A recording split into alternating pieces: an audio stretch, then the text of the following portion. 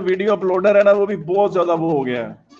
एक तो मसरूफ बहुत हो गया है अपनी यूनिवर्सिटी के कोर्सेज में, और ऊपर से थोड़ा उसको बातें में उसको कोई हुक्म देता हूँ तो उसको भूल भी जाता है।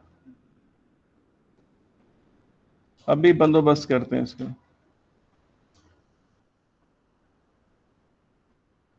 फिर भी नहीं ठीक हुआ। अच्छा जी, बिस्मिल्लाहिर्रहमानिर्रहीम। ऐसे मौकों पे मेरा दिल, मैं कहता हूँ वाह गोरियां दी। वो आपने लतीफा सुना है ना, गोरे वाला, वो गोरियां वाह गोरियां दी। कि नहीं सुना हुआ? अच्छा, चलो मैं क्लास के एंड में सुनाता हूँ। रिकॉर्डिंग बंद कर। बिस्मिल्लाहिर्रहमानिर्रहीम। पहला पॉइंट ये है, मैं फैराडेज लॉ बिल्कुल स्क्रैच से शुरू करूं दोबारा। यार ये एक बल्ब है,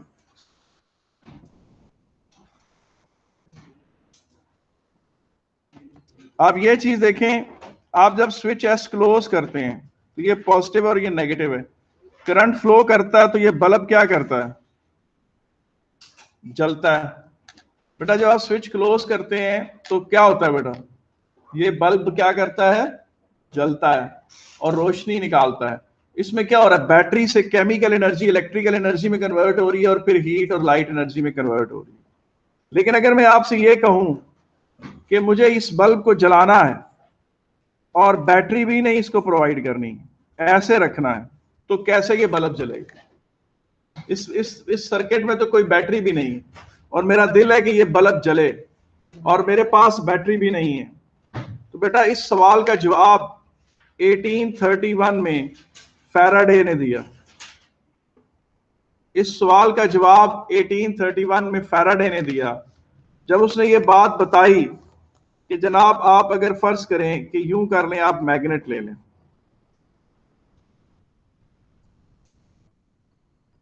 ये आपके पास एक मैग्नेट है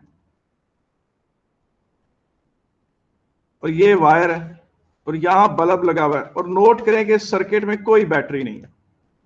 आप इस वायर को, ये जो वायर का जो पोर्शन है जो मैग्नेटिक फील्ड को के साथ जिसका तल्लक बनेगा, सडनली इस वायर को नीचे लेके जाएं और मैग्नेटिक फील्ड लाइंस को कट करें, तो आपको पता है इससे क्या प्रोड्यूस होती है?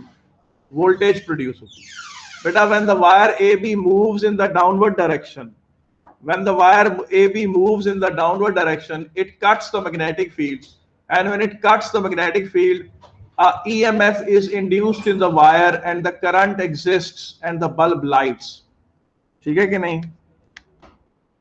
When wire moves down,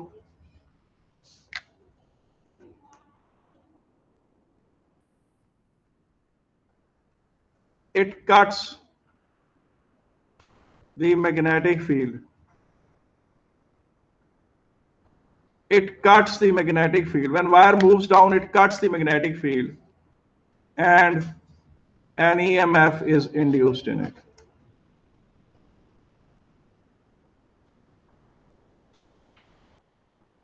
Wire.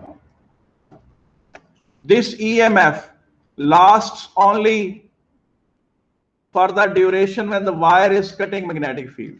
Beta, this EMF lasts only for duration when wire is cutting magnetic lines of field.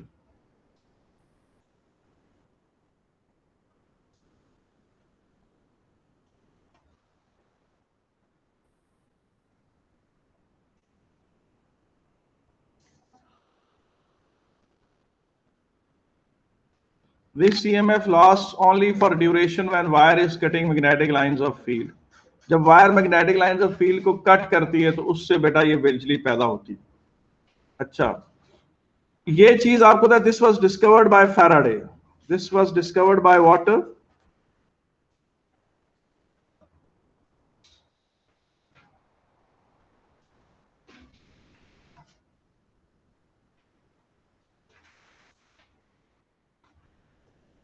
ठीक है, इसीलिए इससे रिलेटेड एक फैराडेज लॉ है। इससे रिलेटेड क्या है जनाब? Faraday's law of electromagnetic induction.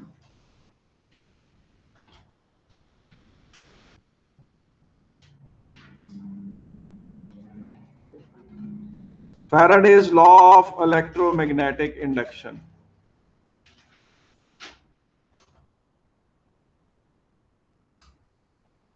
Faraday's law of electromagnetic induction क्या कहता है? EMF induced in a conductor is directly proportional to the rate of change of magnetic flux linking the conductor. EMF induced in a conductor is directly proportional to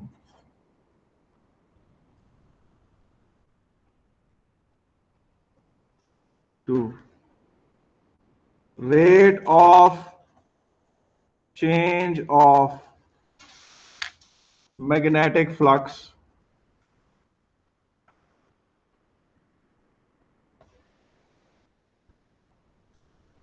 linking the conductor.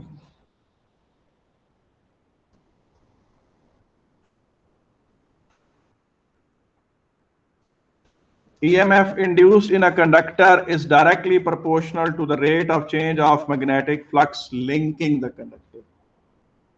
ये जनाब Faraday's law of electromagnetic induction, ये क्या है? ये Faraday's law of electromagnetic induction है कि EMF induced in a conductor is directly proportional to the rate of change of magnetic flux linking the conductor.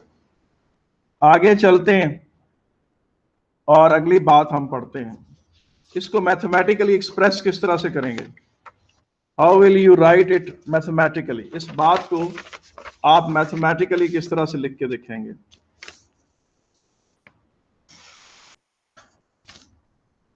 बेटा आपको पता है ये चीज क्या है? फ्लक्स। अच्छा आपको पता है ये सिंबल जो है, आपको कंफ्यूज नहीं करना, ये सिंबल आप आगे जाकर, यही सिंबल जो है आपको पता है आपने ग्रेविटेशनल पोटेंशियल के लिए भी पढ़ा था।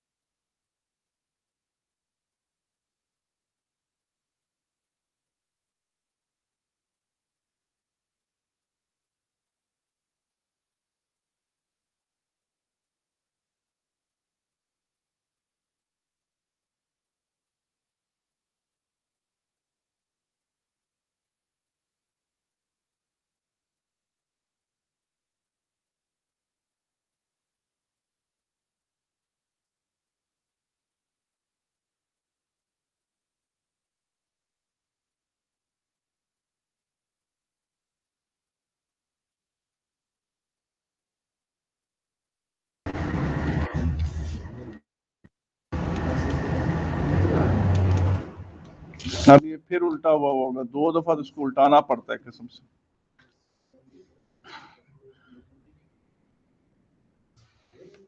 और ये 2 दफा करना पड़ता जी। अच्छा बेटा, ये फ्लक्स का निशान है, डेल्टा फाई का मतलब है change in flux.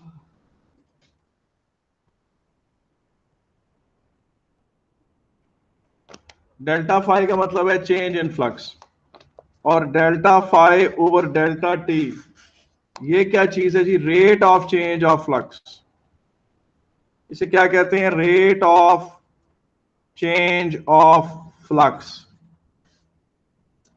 Rate of change of flux या rate of cutting of flux. Rate of cutting of magnetic flux. Magnetic flux या मैग्नेटिक फील्ड। ओ लेवल में आप फील्ड का लफ्ज ज्यादा यूज करते थे, फ्लक्स का लफ्ज कम यूज करते। अब इसे कैलकुलेट किस तरह से करते हैं ये देखें। ये फर्ज करें कि ये कोई मैग्नेट है। अब मैं इसके सामने इसका साउथ पोल अभी नहीं, चले दूर करके बना देता हूं। ये साउथ पोल है, और फर्ज करें कि इन दोनों के दरमियान यूनिफॉर्म मैग्नेटिक फील्ड। इन दोनों के दरमियान यूनिफॉर्म मैग्नेटिक फील्ड। ये जनाब आपका हो गया 10 सेंटीमीटर, ये हो गया 20 सेंटीमीटर। तो इसका जो एरिया है वो कितना बन गया जनाब? इसका जो एरिया बनता है वो कितना बनता है? वो 10 इंटू 20, 10 ओवर 100 इंटू 20 ओवर 100। ये क्या बन गया जी? 0.02 मीटर स्क्वायर। यार यहां तक ठीक है? देखे ना, यही बनता है कि नहीं यार? ये 0 इसके साथ उड़ा, ये 0 इसके साथ उड़ा, 2 ओवर 100 0.02 मीटर स्क्वायर। अब यहां से मैग्नेटिक फ्लक्स डेंसिटी जो निकल रही है, फर्ज करें वो 0.5 टेस्ला की है। फर्ज करें मैग्नेटिक फ्लक्स डेंसिटी जो है वो 0.5 टेस्ला की है। तो टोटल फ्लक्स जो इसके मुंह से निकल रहा है वो कितना है? बी ए 0.5 इंटू 0.02। बेटा मैं आपसे दरख्वास्त करता हूं कि इंतहाई तवज्जो से सुने। ये है जी टोटल फ्लक्स, ये है जी टोटल फ्लक्स। और जाहिर है अगर कोई वायर, फर्ज करें यहां से कोई वायर है, वो तेजी से मूव करती हुई नीचे गुजर गई है, और उसने इस मैग्नेट के 10 सेंटीमीटर को क्रॉस करने में 0.1 सेकेंड लिया है। उसने इस मैग्नेट को क्रॉस करने में 0.1 सेकेंड लिया। यानी इसका मतलब क्या है कि ये मैग्नेट इस तरह से था, मैग्नेटिक फील्ड, ये उसकी जो विड्थ थी, ये मैं ये वाला साइड दिखा रहा हूं, 10 सेंटीमीटर की थी। और वो वायर यहां जब आई, यहां से यहां जाने में उस वायर ने क्या किया बेटा? उस वायर ने इस सारा काम 0.1 सेकेंड्स में किया। कितनी देर में किया? 0.1 सेकेंड्स में। तो अब ये है, तो ये फ्लक्स जो मैग्नेट से आ रहा है, मगर यही फ्लक्स कट बन जाएगा ना 0.01। यही फ्लक्स है जिसे काटा गया है, और इसको डेल्टा फाई से रिप्रेजेंट किया।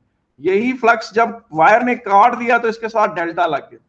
इतना फ्लक्स वायर ने काट दिया, इतनी मैग्नेटिक लाइंस ऑफ फील्ड को उसने कट किया। और कितनी देर में कट किया? 0.1 सेकेंड। तो rate of change of magnetic flux क्या है? ये rate of cutting of magnetic flux कितना है? वो कितना है? 0.1। और वोल्ट उसने क्या कहा था? EMF is directly proportional to the rate of change of magnetic flux linking the conductor, और इसमें EMF is equal to minus n delta phi over delta t, where n is the number of turns या number of conductors, number of turns और number of conductors। अब देखिए एक ही तार थी ना, ये क्या थी जी यार? ये एक ही तार थी ना। ई वोल्टेज, बहुत अच्छा प्यारा सवाल किया तुमने। E is not Young's modulus, it is voltage induced. वो वोल्टेज जो इंड्यूस हुई हो, जी ईएमएफ। बेटा इसके लिए आप सिंबल वी भी इस्तेमाल कर सकते हैं और ई भी इस्तेमाल कर सकते हैं। ईएमएफ या वोल्टेज इंड्यूस्ड जो प्रोड्यूस हुई है, इसमें जो नेगेटिव साइन है इसे हम फिलहाल डिस्कस नहीं करेंगे। We are not going to, ये negative sign because of Lenz law है, फिलहाल हम इसे डिस्कस नहीं कर रहे। We are not discussing it right now. ठीक है कि नहीं? तो अब आप ये चीज देखो, एन नंबर ऑफ कंडक्टर्स है तो तार ही एक है, तो फिर वोल्टेज कितनी कंडक्टिव, -1 इंटू 0.1 -0.1 वोल्ट। और ये वोल्टेज कितनी देर तक पैदा होगी? सिर्फ उस 0.1 सेकेंड तक पैदा होगी जिस 1 सेकेंड तक वायर मैग्नेटिक फील्ड को क्या कर रही है बेटा, कट कर रही है। सिर्फ उतनी देर तक पैदा होगी जितनी देर तक वो वायर मैग्नेटिक फील्ड को बेटा क्या कर रही है, कट कर रही है। सिर्फ उतनी देर तक प्रोड्यूस होगी। तो ये था जनाब Faraday's law of electromagnetic induction का तारफ और फैराडे का जो शुरू का जो मामला है फैराडेज लॉ का। ठीक है, अब बेटा फैराडेज लॉ के दो एस्पेक्ट्स हैं। ठीक है, जिस तरह आपको पता ना कि फैराडेज लॉ के क्या कितने एस्पेक्ट्स हैं, दो।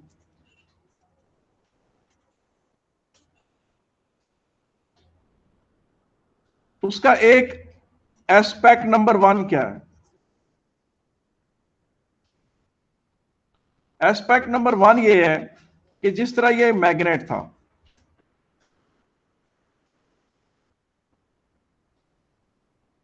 ये मैग्नेट था और ये वायर है, और इसमें वायर मूव कर रही है, वायर मैग्नेटिक फील्ड को कट कर रही है। अच्छा, मैग्नेटिक फील्ड नहीं चेंज हो रहा, वायर उसे कट कर रही है। इसमें ये कहेंगे wire cutting magnetic field of constant value.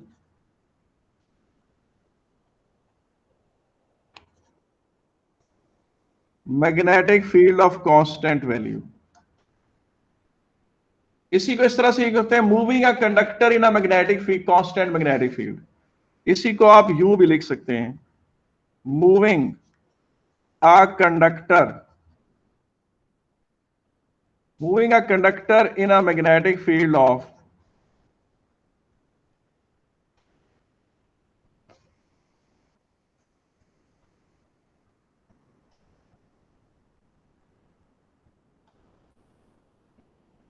Moving a conductor in a magnetic field of constant value.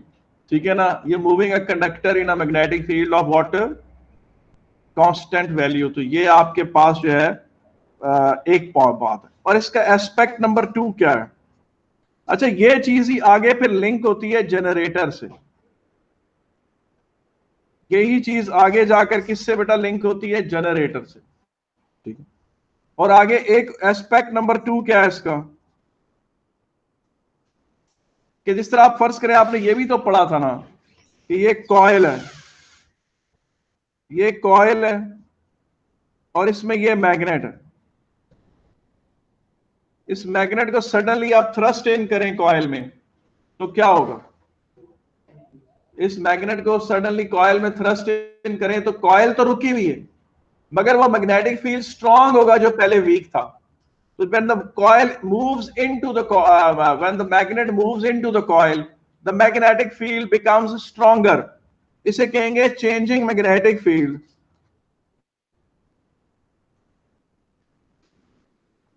Changing magnetic field across a stationary conductor.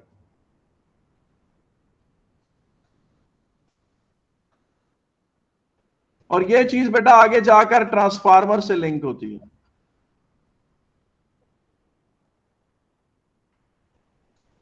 यही चीज आगे जाकर बेटा किससे लिंक होती है? ट्रांसफार्मर से लिंक होती है। कोई मसला तो नहीं है? ठीक है। अच्छा, अब एक बात जहन में रखें कि अभी हम इसको 1 बाय 1 देखेंगे, हम इसको छोड़ेंगे नहीं, हम इसको ठीक ठाक रगड़ेंगे। लेकिन यही वीडियो लेक्चर आपने पिछला जो कल लेक्चर हुआ है उसकी रोशनी में देखना है, फिर आपको ज्यादा बेहतर समझ आएगी। अच्छा जी, अब आगे चलते हैं और हम आगे फैराडेज लॉ के हवाले से एक छोटा सा क्वेश्चन मैं आपसे करना चाहता हूं, एक छोटा सा, जी ये लिख लें।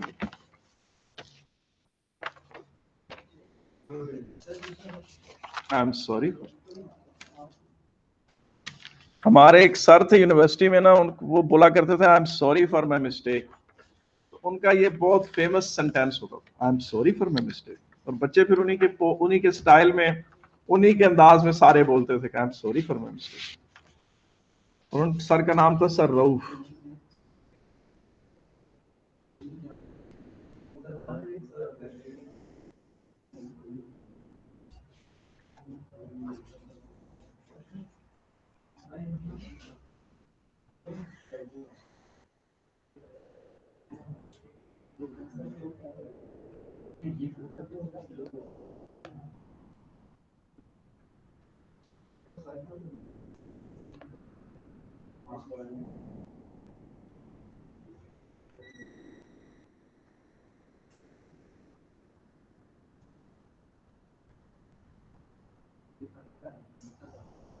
यार ये मैंने बहुत सारे इंक्लाइंट पे, अच्छा ये लिख लिया भाई, भाई ये लिख लिया है यार, ये देखें यार, ये बहुत सारे इंक्लाइन प्लेन्स हैं यार, ये बहुत सारे क्या है, इंक्लाइन प्लेन्स हैं। यहां पर मैंने वायर रखी हुई है, ये जो आपको चीज इस तरह गोल नजर आ रही है ना, ये पूरी वायर का ये क्रॉस सेक्शनल एरिया सिर्फ आपको नजर आ रहा है। ये वायर यहां से रोल डाउन करती हुई यहां ठा करके लगी, जब यहां लगी तो उसकी वेलोसिटी 0 होगी। वो बेचारी फिर यहां से रोल करती हुई वायर यूं गई, यहां जाके ठा लगी, उसकी वेलोसिटी 0 होगी। यहां से फिर रोल डाउन करती हुई यहां जाके लगी फिर जोर से, तो उसकी वेलोसिटी फिर 0 होगी, और फिर यहां से फिर नीचे चली गई। स्केच टाइम ईएमएफ ग्राफ, बिल्कुल ठीक ग्राफ बनाने वाला जन्नती होगा इंशाल्लाह। बेटा ये देखो, ये जो मैं कहता हूं ना जन्नती होगा, इसका मतलब होता है ये दुआ है। कोई कबूलियत की घड़ी होती है, टीचर का काम है मुंह से अच्छी अच्छी बातें निकाले। तो जो भी जिसको मिल गई, जिसने मुझे पहले, मैंने कहा जो सबसे पहले ठीक बनाएगा वो जन्नती होगा, अल्लाह पाक कबूल करे, कोई दुआ है। चलो जी करके दिखाओ मुझे। Time EMF graph of this wire, जब वो यहां से नीचे गिर रही थी तो उसकी स्पीड तेज हो रही थी, फिर जब वो रुक गई फिर दोबारा तेज हुई, और फिर यहां से फिर तेज हुई नीचे की तरफ, फिर रुक गई, फिर तेज हुई।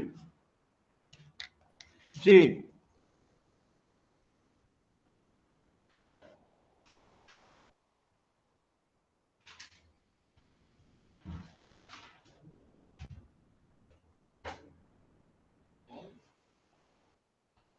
जी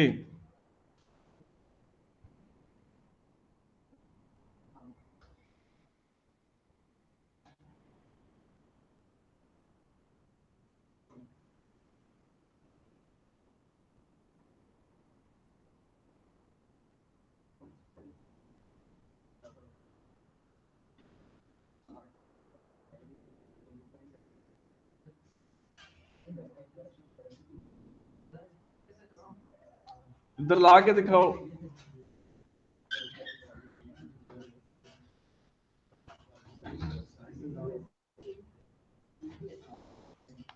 अब्दुल्ला शमीम, इसमें है थोड़ी सी गलती। जी है कोई, बेटा पीटीएम आ रही है, सामने अगर तुम चाहते हो ना अच्छी पीटीएम, तो ये ग्राफ ठीक बना दो तो मैं सारी पीटीएम अच्छी कर दूंगा। जलालुद्दीन, अगर तूने ग्राफ ठीक बना दिया तो सारे पीछे मामले पे पर्दा पड़ जाएगा, सारा पीटीएम फौरन ठीक हो जाएगा। हाँ पीटीएम आ रही है। और बेटा ये ग्राफ जो अभी मुझे सबसे पहला दुरुस्त जवाब जिसका वसूल होगा उसकी पीटीएम अच्छी होगी, कोई शिकायत नहीं लगेगी उसकी।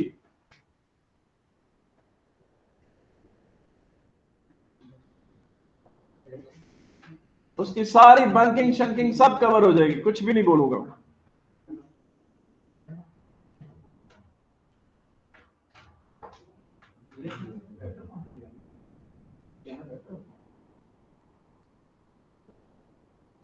बेटा ईएमएफ एक स्केलर क्वांटिटी है, मगर स्केलर क्वांटिटीज के साथ भी पॉजिटिव नेगेटिव का कॉन्सेप्ट होता है।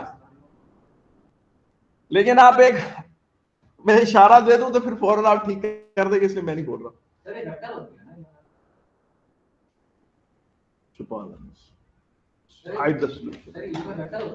ईएमएफ वेक्टर नहीं होती, स्केलर क्वांटिटी। आपका नाम है सुभान जी। गलत इब्राहिम, अगर तुमने भी बेटा सॉल्यूशन सेंड कर दिया ठीक, तो तुम्हारी पीटीएम भी अच्छी हो जाएगी।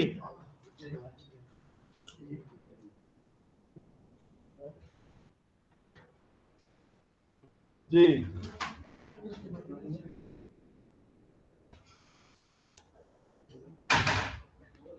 ठीक है, किसी से पूछ के तो नहीं बनाया कसम से सर। अच्छा बस ठीक है, ठीक स्ट्रेट लाइन ठीक है सर। ये पहली वाली कर्व नहीं है क्योंकि वो इंक्लाइन प्लेन है, गलत बनाया सर। इंक्लाइन प्लेन पे आपको पता है कांस्टेंट एक्सेलरेशन से चीजें नीचे आती हैं, ज्यादा नहीं हो रही नीचे जाके।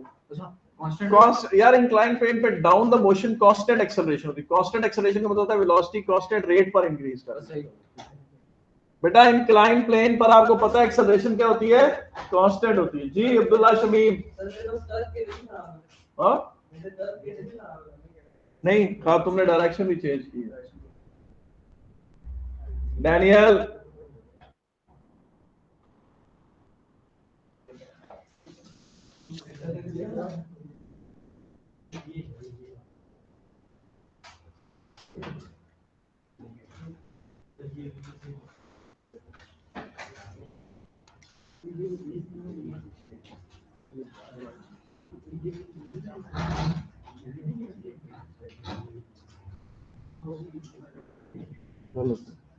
अल्लाह के नहीं, लेफ्ट राइट से पॉजिटिव नेगेटिव नहीं, तो ऐसे नहीं, ऊपर उठे तो तब नेगेटिव होती है। ठीक है ऊपर से नहीं जा, लेफ्ट राइट से फर्क नहीं पड़ता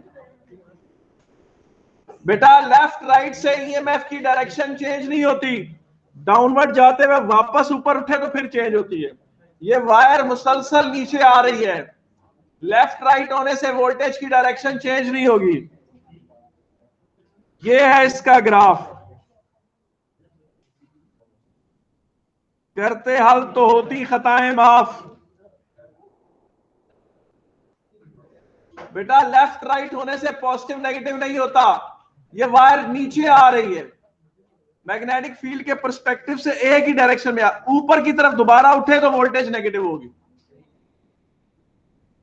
सॉटूथ वोल्टेज है ये कौन सी वोल्टेज है, सॉटूथ वोल्टेज। आरी के जिस तरह दंदाने नहीं होते यार, आरी नहीं होती, ऐसे आरी के जैसे दांत होते हैं। आरी ही यार 100, वो हमारी यूनिवर्सिटी का एक जोक है, उसने वो रोटियां बनाई मेस वाले ने, तो वो बड़ी रबड़ी रोटियां थी, काटी नहीं रही थी, खींच खींच के हम उनके नवाले बना रहे थे। वो लड़का उठा इंतहाई संजीदगी से उसके पास जाता है, उसके पास वो कुक के पास, कहता है सर आप जब ये रोटियां बनाया करें तो इनके साथ साथ आरी भी दे दिए। वो पूरा हॉल हंसना शुरू हो गया, मुझे याद है। फिर हमारे यूनिवर्सिटी में एक इस्तिलाह बन गई आरी रोटी, यानी वो रोटी जिसके साथ आरी भी चाहिए। यार मुझे पता है यहां तक कोई मसला तो नहीं है, आगे चलते हैं और अगली बात अब पढ़ते हैं जनाब, सॉटूथ वोल्टेज। अब ये चीज देखें,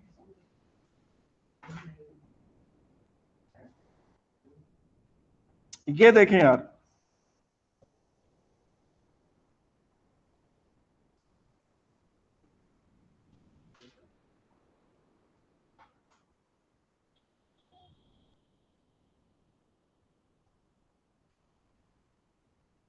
इस तरह ये साउथ पोल है, ठीक है। अब ये वो वायर है जो यूं जा रही है, ये इसके साथ गैल्वानोमीटर है। नोट करें कि इसके साथ कोई वो नहीं कनेक्टेड, बैटरी नहीं यार। इसकी जो लेंथ मैग्नेटिक फील्ड में है वो ये वाली नहीं है ना यार, ये थोड़ा सा, ये थोड़ा बाहर आ गई इस तरह से, यानी यूं अगर ऊपर से टॉप व्यू लें तो ये यूं है।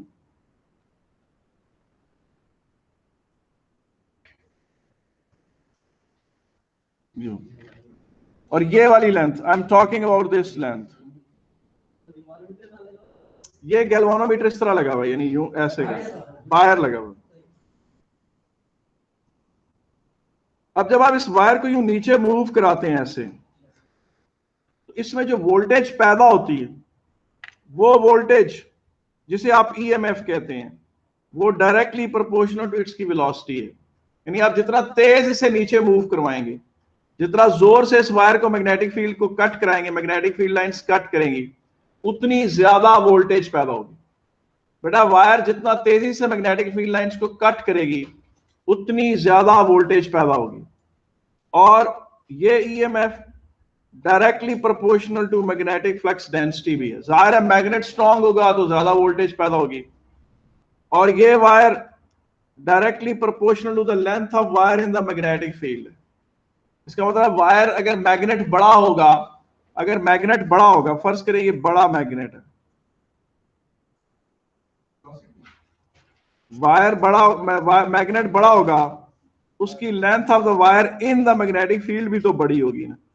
इससे ये बात पता चली कि बड़े जनरेटर्स में जो साइज में बड़े होते हैं उनमें वोल्टेज ज्यादा पैदा होती है। आप ऐसा नहीं कर सकते कि अपनी गाड़ी, कुछ छोटे बच्चे की जो टॉय कार होती है उसके अंदर से कुछ छोटा जनरेटर निकालें और उस छोटे जनरेटर से एक्सपेक्ट करें कि वो इतनी बिजली प्रोड्यूस करेगा कि पूरे शहर में रोशन हो जाए। ऐसा कभी भी नहीं होगा। बड़े बड़े जनरेटर ही बड़ी वोल्टेज पैदा करते हैं, जिनमें बड़े बड़े मैग्नेट्स हों और बड़ी बड़ी उनकी वो आर्मेचर हो, बड़ा साइज हो उनका, क्योंकि ये लेंथ ऑफ वायर से पता चल रहा है। अब इनको आप कंबाइन करें, ईएमएफ किसके प्रोपोर्शनल है? BLV के, और ईएमएफ बराबर है -BLV के। एन नेगेटिव साइन किसके बराबर है? वो लेंस लॉ की वजह से फिलहाल उसकी सारी डिस्कशन हमने बंद की हुई। अभी हम इसके ऊपर कोई डिस्कशन नहीं करेंगे जी। कांस्टेंट जी, तो वोल्टेज इसमें BLV से आएगी। नेगेटिव बेटा लेंस लॉ की वजह से, लेकिन वो फिलहाल हम डिस्कस नहीं कर रहे। We are not going to discuss it.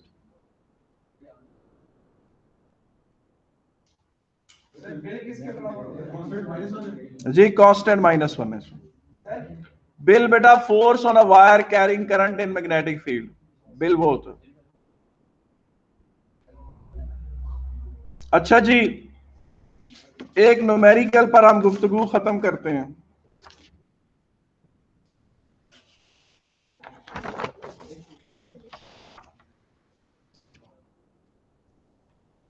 ये फर्ज करें जी मैग्नेटिक फील्ड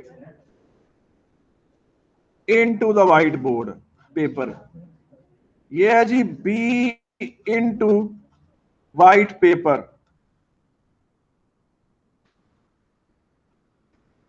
बेटा ये B into the white paper है, और वैल्यू ऑफ B जो है वो है 730 milli tesla. B into white paper है और value of B 730 milli tesla. B into white paper है और वैल्यू ऑफ B जो है वो क्या है? 730 मिली टेस्ला। और यहां से आप ये चीज देखो, ये एक वायर है यूं, और ये इसके साथ गैल्वानोमीटर है, और इस वायर को यहां से यूं ले हैं इस तरह से,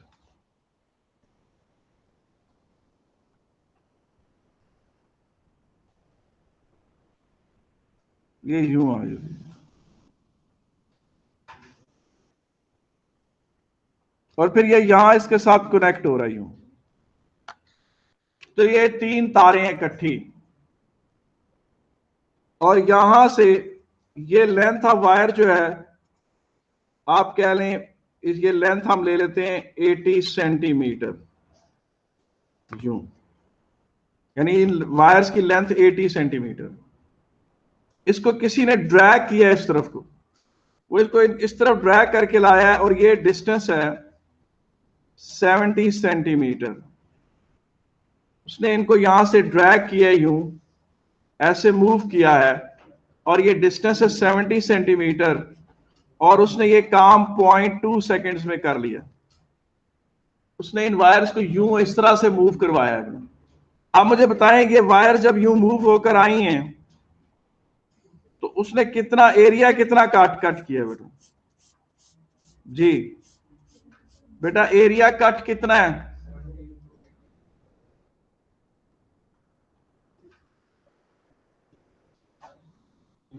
0.8 इंटू 0.7, ये एरिया कट है। फ्लक्स कट कितना है?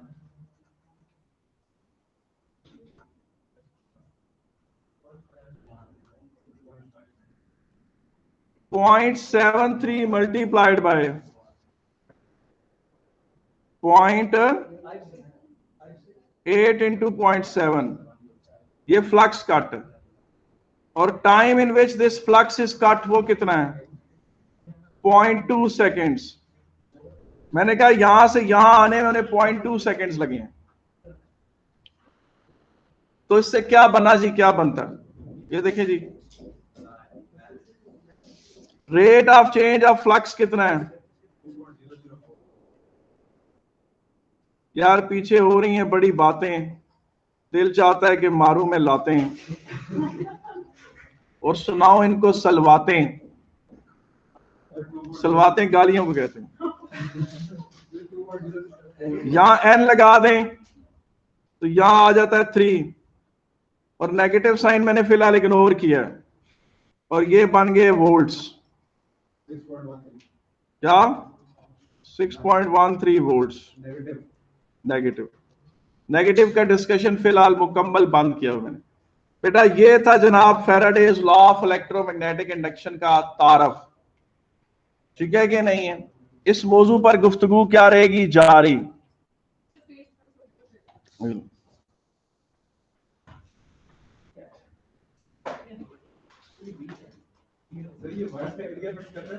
हाँ, वो आप एज्यूम किया हुआ है आपने कि बड़ी थिन वायर, आपने एज्यूम किया हुआ है कि वायर्स बड़ी थिन है।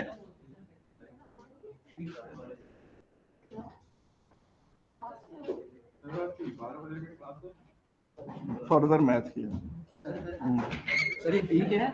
मैग्नेटिक फ्लक्स डेंसिटी किस उस जगह पे, किस जगह? पूरे इस तरह पूरे रीजन, ऐसे पूरे रीजन में। तो सर फॉर्मूला ये है कि magnetic flux density multiply by ये, हाँ, डिवाइड बाय क्या चीज? Change in time, change in time flux.